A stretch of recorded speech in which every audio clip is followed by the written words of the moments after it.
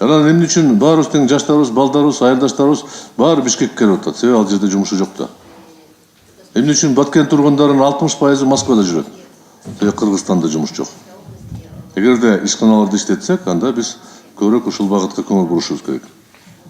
Мамлекеттик кызмат силер өкмөт тарабынан өзүңөр кызмат орду бере албайсыңар. Жылдан жылга ушул отчетторду мен окуп атам да. 17 жылдан бери саясат аралашып мен ушуну окуп атам. Ошол эле 400 жумушчу орун түзүп беребиз. Бирок эсептеп көрсөңөр 4 жылга 400 жумуш орун өкмөт создоп берсе, бул өкмөттүн ишмердүүлүгү болобу же? Менимче жетишпейт. Андай темпен биз өнүкпөйбүз.